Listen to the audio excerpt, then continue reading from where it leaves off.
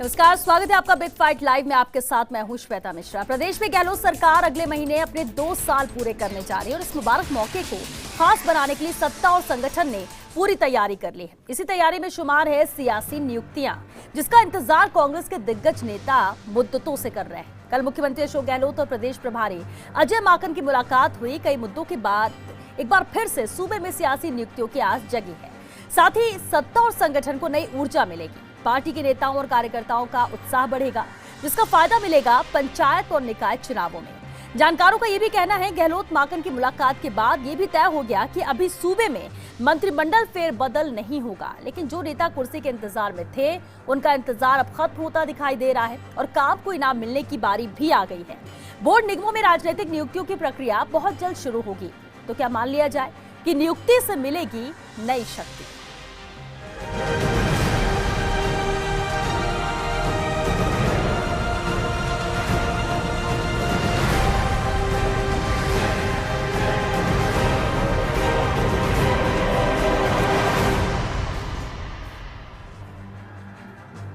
सूबे में विकास को मिलेगी नई रफ्तार। संगठन के साथ पूरी सरकार भी है तैयार। दिग्गजों का कुर्सी का सपना होगा साकार।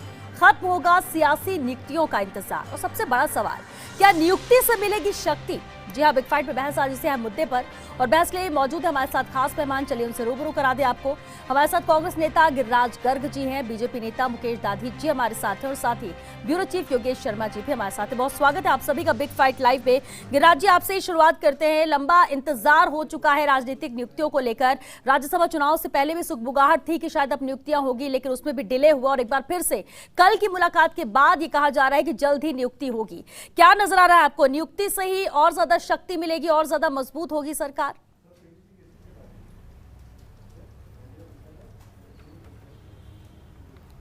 देखिए श्वेता जी, सबसे पहले तो मैं न्यूज 18 परिवार को दीपावली की बहुत बहुत शुभकामनाएं देता हूं। गिरिराज जी, फर्स्ट इंडिया परिवार है। देखिए, आप हर चैनल में बैठते हैं, शायद आपको थोड़ा कंफ्यूजन है। सबसे बड़ी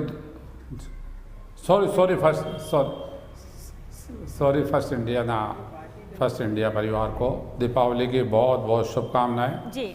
और दूसरा दुखद घटना ये है कि हमारे पार्टी के वरिष्ठ नेता मंत्रिपरिषद के सदस्य भंवरलाल जी मेघवाल चले गए। उनकी क्षतिपूर्ति पार्टी में हो नहीं सकती, उसके लिए हम संवेदना व्यक्त करते हैं। आपने जो कहा राजनीतिक नियुक्तियों का, निश्चित रूप से सरकार जब बनती है तो पार्टी का वह कार्यकर्ता जो अपने जीवन का अमूल्य समय पार्टी के लिए लगाता है, उसके मन में एक कल्पना होती है कि विधानसभा का टिकट हर कार्यकर्ता को मिल नहीं सकता। चूँकि सीमित 200 विधानसभा सीटें हैं और हजारों कार्यकर्ता पार्टी में लंबे समय से काम करते हैं, तो एक उम्मीद उनके मन में रहती है कि भाई सरकार बनेगी और मुझे भी कहीं ना कहीं राजनीतिक नियुक्ति का लाभ मिलेगा। अब लंबे समय से ये प्रक्रिया जो है वो कई बार चली और कई बार कई तरह के प्रकरण आए और कई बार ऐसी स्थितियां बनी कि होते होते भी मुख्यमंत्री जी का मन है कार्यकर्ता के प्रति, सद्भावना है पूरी, वो चाहते हैं कि कार्यकर्ता को उसका हक मिले, लेकिन परिस्थितियां अनुकूल नहीं होने के कारण ये फैसला लगातार टलता जा रहा है। पिछले 9 महीने से राजस्थान के अंदर जैसा कोरोना का महामारी का जो प्रकोप चल रहा है, उसके अंदर पूरी मंत्रिपरिषद पूरी सरकार व्यस्त है। उसके पहले लोकसभा के चुनाव आ गए, फिर ये पंचायतों के चुनाव आ गए, तो लगातार जो है वो परिस्थितियां ऐसी थी। अब अजय माकन जी जो राष्ट्रीय महासचिव बने हैं और वो कल जयपुर आए थे, मुख्यमंत्री जी से बहुत लंबी मैराथन उनकी मीटिंग हुई है, पीसीसी प्रेसिडेंट गोविंद डोटासरा जी से मीटिंग हुई है, तो निश्चित रूप से ऐसा लगता है कि सरकार के द्वारा कार्यकर्ताओं का मान सम्मान रखा जाएगा और शीघ्र इसके ऊपर फैसले होंगे। चलिए ठीक है, शीघ्र फैसले होंगे। लेकिन मुकेश दाधी जी, कितना इंपॉर्टेंट होता है ये राजनीतिक नियुक्तियां? और क्योंकि इंतजार लगातार कर रहे हैं, जो समझते हैं खुद को भी कि हम इस काबिल हैं और हमें मौका मिलेगा, क्योंकि चाहत तो बहुत लोगों की होती है, कुछ की पूरी हो पाती है। इस देरी को, या फिर आपको लगता है कि अब बिल्कुल हो ही जाना चाहिए? 2 साल सरकार को भी होने वाले 17 दिसंबर। देखिए श्वेता जी, पिछले 2 साल से, लगभग 2 साल से जिस प्रकार की सरकार चल रही है और जैसा पूरे राजस्थान में वातावरण बना हुआ है, चारों तरफ अराजकता का माहौल है, इस सरकार में कानून व्यवस्था ध्वस्त हो चुकी है। जितने भी इनके प्रशासनिक प्रबंधन के तरीके मोटे मोटे वो सब फैल हैं। मैं कहता हूं इसके बाद में भी अगर राजनीतिक नियुक्तियों के कारण से भी सरकार की कोई स्थिरता बनती है, सरकार जनता के लिए कुछ कर पाती है, तो इससे अच्छा कोई अवसर हो नहीं सकता। लेकिन मैं आपके चैनल पे ही मैं देख रहा हूँ अजय माकन जी लगभग 3-4 बार पिछले 2-3 महीने में आए हैं और मैं पहली बार देख रहा हूँ कि कांग्रेस के प्रभारी को मुख्यमंत्री मिल नहीं रहे हैं। और ये पहली बार आज कल उनकी मीटिंग हुई और उस मीटिंग में क्या डिस्कशन हुआ क्या नहीं हुआ, लेकिन देर आए दुरुस्त आए, इसके बाद भी कुछ होता है तो ये एक प्रकार से हो सकता है कि कांग्रेस के कुछ लोगों का तुष्टि इसमें हो जाए। लेकिन जिस विषय को लेकर के राजस्थान में सरकार इन्होंने बनाई, वो युवा, वो बेरोजगार, वो दलित, वो महिला, वो सब उत्पीड़न की श्रेणी में है। चारों तरफ धरना प्रदर्शन लगा हुआ है। कोरोना के जिस प्रकार का प्रबंधन में सरकार फैली हो रही है, सब चीजें अपने सामने है। और आज ही है कि राजस्थान तीसरा, जयपुर ऐसा तीसरा जगह है जहां पर कोरोना सबसे ज्यादा स्प्रेड हो रहा है। इसलिए इन सब बातों का भी कहीं न कहीं केंद्र बिंदु में इनके ध्यान रहे, सरकार उस ओर ध्यान अगर रखती है। और जिस प्रकार का वातावरण पूरे राजस्थान में, ये बात कहने को मेरे मित्र गर्ग साहब कुछ भी कह रहे होंगे, लेकिन कांग्रेस की आंतरिक अंतर्कलह जो है वो इन सब नियुक्तियों में कहीं न कहीं कारण है। और वो आज भी कारण है। यही वजह है कि ये डिले हुआ है आंतरिक, आप जो बोल रहे हैं कि आंतरिक श्वेता जी, ये तो पूरा राजस्थान राजस्थान का बच्चा जानता है कि कांग्रेस में जिस प्रकार का फ्रैक्शन है, कांग्रेस की जो हालात है, उस विषय से किसी से छुपा हुआ नहीं है और इसी कारण से ये छुपे। लेकिन उसके बाद भी सरकार अगर 2 साल बाद भी कहीं जनता की सुध ले लेती है, एक नया काम पिछले 2 साल में सरकार ने अपने पैसे से कहीं भी एक मुकेश एक, और एक ये बातें देखिए, हाँ, ये जो बातें हैं पिछले 2 साल की, ठीक है, ये बीजेपी कहती है और इसी को कांग्रेस कहती है कि 2 साल में इतने विकास के काम हुए, इतना सब कुछ, कोविड के दौरान भी इतना काम किया है, जनता भी वो देख रही है। आप लोग कह रहे हैं कि 2 साल कुछ नहीं किया है, जनता वो देख रही है। बिल्कुल जनता देख रही है। योगेश जी भी हमारे साथ हैं और डॉक्टर संजय माधव जी भी हमारे साथ जुड़ चुके हैं, वामदल नेता है। संजय जी, आपका ही बहुत स्वागत है। योगेश जी, अब इंतजार तो बहुत लंबा था, 2 साल सरकार को भी दिसंबर में हो जाएंगे, नियुक्तियों का इंतजार जो लोग कर रहे हैं, इस डिले की वजह क्या है? और अब जबकि कल जिस तरह से मैराथन बैठक हुई, दोनों के बीच में काफी देर तक चर्चा हुई अजय माकन और मुख्यमंत्री अशोक गहलोत के बीच में, और ये लगभग तय ही है कि राजनीतिक नियुक्तियां जल्द की जाएंगी। ऐसे में लग रहा है कि अगले महीने तक ये नियुक्ति कर दी जाएगी और नियुक्ति होने के बाद कितना फर्क पड़ेगा, क्या फायदा होगा या कितनी जरूरत है इन नियुक्तियों की? देखिए श्वेता, यहाँ पर ये देखना होगा कि पहले बीच में जो डिले हुआ उसका 2 कारण रहा सबसे महत्वपूर्ण। एक तो बीच में सरकार गिराने का एक जो चक्र चला, दूसरा सरकार के 2 सेंटर पॉइंट बने। वो दोनों सेंटर पॉइंट की अपनी अपनी इच्छाएं, अपनी अपनी अभिलाषाएं और अपने अपने जो कह सकते हैं टारगेट्स थे, तो ये भी एक बड़ा कारण रहा। अब पूरी तरह एक सेंटर पॉइंट राजस्थान की कांग्रेस में नज़र आ रहा है और वो अशोक गहलोत है। और अशोक गहलोत के इर्द गिर्द पूरी राजनीति घूम रही है। आपने देखा होगा पिछले लंबे अरसे से अशोक गहलोत दिल्ली भी नहीं गए। ये भी एक राजनीतिक हलकों में चर्चा का कारण रहता है। और beyond the politics Ashok Gehlot thunder stroke खेलते हैं, मतलब उनके राजनीति का अंदाज़ा लगाना, उनके जो 7 दिन रात जो राजनेता उनसे मिलते हैं वो भी नहीं लगा पाते, वो नौकरशाह भी नहीं लगा पाते। और यही कारण रहा कि उन्होंने सरकार भी बचा ली। अब सबसे बड़ी बात है कि किस तरह से वो एडजस्टमेंट करेंगे। तो पहला राजनीतिक नियुक्तियाँ, मंत्रिपरिषद फेरबदल विस्तार और गोविंद सिंह डोटासरा की टीम, ये तीनों कॉम्बिनेशंस को देखते हुए एक समन्वित और इस तरह की सदी हुई टीम बनाने का प्रयास होगा जिसमें सबका एडजस्टमेंट हो। और आपको बता दूं, इस बार कांग्रेस पार्टी, क्योंकि अगला चुनाव भी जिस तरह का विधानसभा चुनाव को लेकर भी तैयारियां अब कांग्रेस के अंदर शुरू है, तो उसके मद्देनज़र हम ये कह सकते हैं कि किस तरह से जो सचिन पायलट टीम की बात हुई थी अजय माकन से, आलाकमान से, वो एक तो उस मामले को लेकर क्या कुछ होना है, उनकी जो ग्रीवेंसेस थी उसको किस तरह से फुलफिल किया जाना है, उनके कौन कौन लोगों को एडजस्ट किया जाना है, ये एक बड़ा सवाल जो है वो खड़ा है। और किस तरह से एडजस्टमेंट को लेकर बातचीत फाइनल हो चुकी है। और इसमें सबसे बड़ी बात है कि जो बसपा से 6 विधायक आए थे जिन्होंने ज्वाइन की कांग्रेस को सपोर्ट किया, और इसके साथ ही वो इंडिपेंडेंट एमएलएज जिन्होंने लगातार वो कांग्रेस पार्टी का सपोर्ट कर रहे हैं और अशोक गहलोत के प्रति आस्था जता रहे हैं, उनको किस तरह से एडजस्टमेंट करना है। इनमें ज़्यादातर तो वो चेहरे हैं जो अशोक गहलोत के पुराने लंबे समय से उनके साथ जुड़ाव रखते हैं, लेकिन इनमें बहुत ज़्यादा सीनियरिटी भी है, तो उस सीनियरिटी को बैलेंस करना पड़ेगा। तो कई ऐसी बातें, तो ऐसा मुझे लगता है कि राजनीतिक नियुक्तियों में इस बार एमएलएज को भी इन्वॉल्व किया जाएगा, उन्हें भी राजनीतिक नियुक्तियों में शामिल किया जाएगा, कुछ एमएलएज को संगठन में भी लिया जाएगा। और क्योंकि किसी एक को मंत्री बनाना, किसी एक को राजनीतिक नियुक्ति देने से 4 लोग नाराज होते हैं, राजनीतिक एक सिद्धांत है। तो किस तरह से जो नाराज हो रहे हैं उनको वो डैमेज कंट्रोल कैसे हो, ये भी देखना होगा। अजय माकन का जो पूरा टूर था वो मास्टर भंवरलाल मेघवाल के निधन के कारण वो संक्षिप्त रहा और जो कार्यक्रम होने थे वो सब टल गए।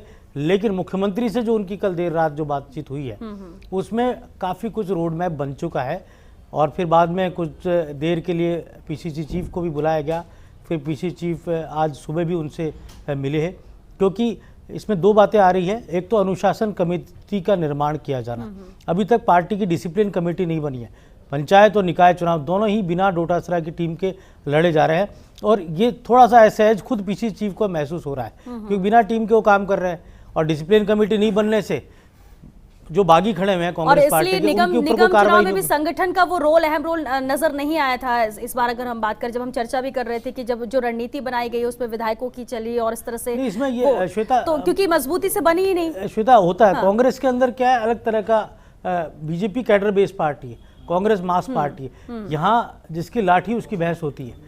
ये कांग्रेस पार्टी इस वक्त अशोक गहलोत केंद्रित है राजस्थान में, और चाहे संगठन के मुखिया कोई भी हो, लेकिन वो सरकार से अलग और इतर नहीं जा सकते। हमने पुराने पीसीसी के चीफ भी देखे हैं।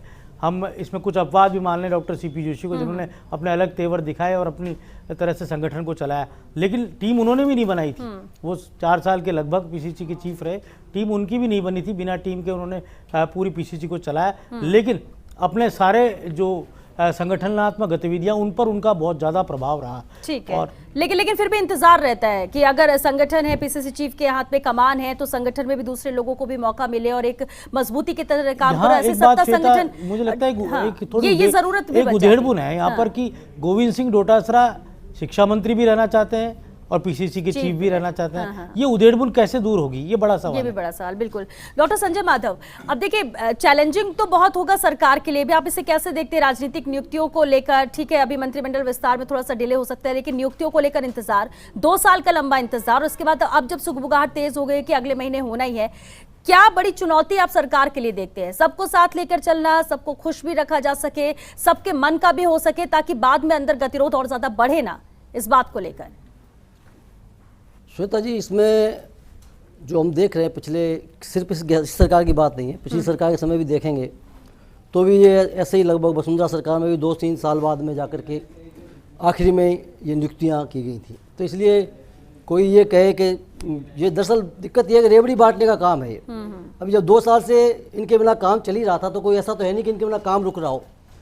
ये असल में ये जो बोर्ड, निगम और ये प्राकृतिक नियुक्तियाँ हैं, ये अभी जो सरकारें जो भी हैं, चाहे बीजेपी की हो चाहे कांग्रेस की हो, और ये जो अभी भाई साहब मुकेश जी जो कह रहे थे कि कांग्रेस में बड़ी गुटबंदी है, तो गुटबंदी तो दोनों ही पार्टियों में है और दोनों ही पार्टियां बुरी तरह से, और पूंजीवादी पार्टियों में ये कोई खास बात नहीं है। योगेश जी कह रहे कैडर बेस्ड पार्टी है भाजपा, कैडर बेस्ड पार्टी हुआ करती थी, अभी कोई कैडर बेस्ड पार्टी नहीं है। अभी अशोक गहलोत की कांग्रेस है, तो यहाँ पर जो है मोदी जी की भाजपा है, मोदी अमित शाह की भाजपा है। ये एक अभी ये दुर्भाग्य है, इस देश की जितनी पार्टियां पूंजीवादी पार्टियां, वो किसी न किसी व्यक्ति के आसपास, रामविलास पासवान की एलजेपी है, मायावती की बसपा है, ये पूरा का पूरा जो देश का लोकतंत्र का जो दुर्भाग्य है, किस प्रकार की स्थितियां पैदा हो गई है कि व्यक्ति केंद्रित राजनीति हो गई है। इसलिए अभी इसमें कोई ऐसा नहीं है कि कोई योग्य व्यक्तियों को देवनारायण बोर्ड है, चाहे महिला आयोग का पद खाली पड़ा हुआ है 2 साल से, और महिला आयोग का इतना इंपॉर्टेंट आयोग है कि अब महिलाओं पर अत्याचार की घटनाएं बढ़ रही हैं, दलित अत्याचार की घटनाएं पूरे देश में प्रदेश में बढ़ रही हैं, लेकिन आज 2 साल तक भी जो है, इसका मतलब उनका कोई उपयोग नहीं है। अभी नियुक्तियां भी होंगी तो वो अपने दाल वोट जो है ना, जो रेवड़ी बांटते हैं, यानी आप कह रहे हैं कि ये नियुक्तियां भी एक तरह से फॉर्मेलिटी है, कोई जरूरत इसकी है नहीं। राजनीतिक जो मंत्री नहीं बन पाया, जिनको संतुष्ट करना है गुटों को, तो उनको सेटलमेंट करने के लिए नियुक्तियां हो गई हैं, तमाशा होके रह गया है। इनका कोई मतलब नहीं है जनता के लिए, और जनता को सिर्फ बेवकूफ बनाने का काम है। ये वास्तविकता ये है कि कोई पार्टी हो, दोनों पार्टियां सत्ता में रही हैं, ये अपने अपने राजनीतिक रोटियां सेकने के लिए और अपने असंतुष्ट को संतुष्ट करने के लिए नियुक्तियों का इस्तेमाल। गिरिराज गर्ग जी, अभी आपने कहा कि देखिए उम्मीद भी होती है इतनी मेहनत करने के बाद, और ऐसा लगता है कि, लेकिन अभी आपने सुना कि डॉक्टर संजय माधव क्या कह रहे हैं, क्या वाकई में सिर्फ ये रेवड़िया बांटने का काम है, कोई इसकी वैल्यू नहीं है, और यही वजह कि डिले रहा, 2 साल अभी नहीं किया? ठीक है, और अगर हर दूसरी पार्टियों की भी बात कर ले, सरकार की बात से बिल्कुल सहमत नहीं हूं जी। ये नहीं, ये ऐसा है कि ये हर सरकारों के समय होता है और पार्टी के कार्यकर्ताओं का समावेश करने के लिए, समाजों को समावेश करने के लिए, पार्टी को मजबूत करने के लिए ये नियुक्तियां की जाती है। ये कोई रेवड़ियां बांटने का काम नहीं है। इनके विचार हो सकते हैं, ये चूंकि ना सीनियर है, वरिष्ठ है, लेकिन ये जो राजनीतिक नियुक्तियां होती है ये राजनीतिक पार्टी के कार्यकर्ताओं का समावेश करने के लिए, उनका मान सम्मान रखने के लिए, उनकी सेवाओं को देखते हुए की जाती है और हर सरकारों में होती है। दूसरी बात, मुकेश जी ने जो कहा कि कांग्रेस आंतरिक कलह से बुरी तरह घिरी हुई है, तो मुकेश जी पहले अपने खुद का घर देख लेते, ज्यादा ठीक रहता। किसी दूसरे का घर देखने के बजाय आपका अपना घर देख लें कि राजस्थान के अंदर भारतीय जनता पार्टी का क्या हश्र हो रहा है। गिरिराज जी, राजस्थान की एकमात्र नेता आपकी पार्टी की, ठीक है मुकेश जी, यही बातें कांग्रेस बीजेपी के लिए कहती है। आपने जो बीजेपी के लिए, कांग्रेस के लिए कहा, वही कांग्रेस बीजेपी के लिए कहती है कि अंतर कलह की बात है, बीजेपी में भी यही है। मुकेश जी, मेरी बात पूरी, श्वेता जी सुनिए आप। नहीं गिरिराज जी, वक्त भी खत्म हो रहा है सर, आपने बोला मुकेश जी का भी रिएक्शन लेना जरूरी है। आप पूरा राजस्थान ने देखा, सचिन पायलट और अशोक गहलोत का ड्रामा पूरे राजस्थान ने देखा, हमने नहीं देखा। और जिस फार्मूले पे आप आए साहब, जिस फार्मूले पे अजय माकन जी को भेजा, जिस फार्मूले पे सारी बात आई, वो आज भी स्थिति बनी है, आज भी वो स्थिति बनी है गिरिराज जी, आज भी वो स्थिति। आप तो अपनी बात कहिए, आज भी आप, मैंने तो आते ही कहा, मैं तो ये कहा, ठीक है वसुंधरा आते ये कहिए मुकेश जी, मुकेश जी, वसुंधरा राज्य को लेकर देखिए सवाल उठाते हैं, वसुंधरा राज्य को लेकर कि उतनी मौजूदगी नहीं रहती, उसी का जवाब दे दीजिए, शायद गिरिराज जी को संतुष्ट हो जाए। भारतीय जनता पार्टी की सर्वमान्य नेता है, भारतीय जनता पार्टी की राष्ट्रीय उपाध्यक्ष है, मीटिंग के हिसाब से जहां जब आवश्यकता होती है वो आती हैं। ये तो केवल इनके द्वारा प्रोपेगेंडा खड़ा किया। मैं तो साफ तौर पे साहब, इनके विधायक जब वापस आए तभी ये कमेटी बनी, समन्वय समिति बनी, तब सारी चीजें, अरे गिरिराज जी तो आपसे परमिशन लेके मंगाए, आपसे परमिशन लेके मंगवाए क्या उनको? आपसे परमिशन लेके थोड़ी मंगाए, वो तो आती है मीटिंग में, आती है, बात होती है, सारी चीजें होती है। ये आपके कहने से नहीं, आप तो ये करके दिखा दोगे तब मान लेंगे। अरे जिस राज्य के मुख्यमंत्री, जिसके प्रभारी से नहीं मिल रहे हो आप, मैं गिरिराज जी इसमें मत चाहिए। चलिए देखिए, अगर कोई पार्टी, ठीक है क्योंकि वक्त खत्म हो रहा है। योगेश जी देखिए, आरोप तो लगते रहते हैं और कहीं ना कहीं किसी ना किसी में गतिरोध हो जाता है। सबको खुश रखना भी तो जरूरी नहीं है, या हो भी नहीं सकता पॉसिबल। लेकिन दोनों ही पार्टी जिस तरह से इल्जाम लगा रही है, हम तो नियुक्तियों को लेकर बात कर रहे हैं और मंत्रिमंडल फेरबदल को लेकर भी, क्या आपको लगता है कि इसमें भी जल्द कुछ होगा? श्वेता, सब कुछ अभी बहुत कुछ टिका हुआ है अहमद पटेल के स्वास्थ्य के ठीक होने पर, क्योंकि ज़्यादातर 10 जनपद के राजनीतिक निर्णय के पीछे अहमद पटेल का मनोमस्तिष्क रहता है। और जब तक वो पूरी तरह स्वस्थ होंगे उसके बाद श्वेता राजस्थान को लेकर भी बातचीत होगी, क्योंकि अजय माकन की रिपोर्टिंग रहती है, राहुल गांधी क्या सोचते हैं, अहमद पटेल का जो फीडबैक है उसका निचोड़ क्या रहता है। लेकिन ये ज़रूर है कि इस बार जो परिस्थितियाँ कांग्रेस के अंदर पनपी है वैसी पहले की कांग्रेस सरकारों में नहीं पनपी थी। पहले जिस तरह का चैलेंज अशोक गहलोत को कभी मिला नहीं, जो इस बार मिला, तो ऐसे में अशोक गहलोत अब जब पूरी तरह तमाम हर्डल्स को पार करके, और वो एक छत्र इस वक्त स्थापित दोबारा से हुए, एक रिफॉर्मेशन देखने को मिला कांग्रेस के अंदर पिछले कुछ दिनों में, तो वो जो ताकत उनको मिली है अंदरूनी तौर पर, उसको किस तरह से इस्तेमाल करते हैं, क्या कुछ करते हैं, ये बहुत कुछ डिपेंड होगा। लेकिन ये ज़रूर है कि उन्होंने एक बात कही थी अपने तमाम विधायकों को, खासतौर से 102 जो उनके साथ खड़े रहे थे, और उनको ये कहा था कि मैं जीवन पर्यंत आपकी साथ खड़ा रहूँगा क्योंकि आपने मेरी मदद की है, मैं गार्जियन की तरह रहूँगा। तो अब सबसे बड़ा जो यही को भी मिल सकता है, तो यही उद्देश्य रहता है कि कैसे वो उनके गार्जियन की भूमिका में रहेंगे जिन्होंने उनका साथ दिया, सरकार बचाई। ठीक है, क्योंकि वक्त खत्म हो चुका है। बहुत शुक्रिया आप सभी का इस चर्चा में शामिल होने के लिए। तो 4-5 महीने पहले प्रदेश सरकार ने बहुत कुछ ऐसा देखा, वो जो स्थिति आई थी उससे पहले भी नियुक्तियों को लेकर बात आई, लेकिन इसके बाद अब सरकार स्थिर है, काम कर रही है और उम्मीदें फिर बढ़ जाती हैं कि तोहफा मिल सके, यानी नई जिम्मेदारियां मिल सके और मजबूती के साथ नियुक्तियां होंगी तो शक्ति भी मिलेगी और ज्यादा मजबूती के साथ सरकार काम कर सकेगी। और इसलिए जब चर्चा कल हुई है इस बैठक में तो उम्मीदें बढ़ गई और उम्मीद यही है कि अगले महीने तक राजनीतिक नियुक्तियां हो सकती हैं ताकि और भी मजबूती के साथ सरकार यहाँ पर काम कर सके। बाकी रही बात मतभेद की, नाराजगी की, तो जब भी कुछ ऐसा होता है तो कुछ लोगों के चेहरे जरूर मुरझा जाते हैं क्योंकि उन्हें उम्मीद रहती है और सबको खुश करना भी मुमकिन नहीं होता है। बहरहाल इंतजार रहेगा कि जल्द से जल्द ये नियुक्तियां हो जाए। चलिए इसी के साथ बिग फाइट टाइम में आज के लिए बस इतना ही। नमस्कार।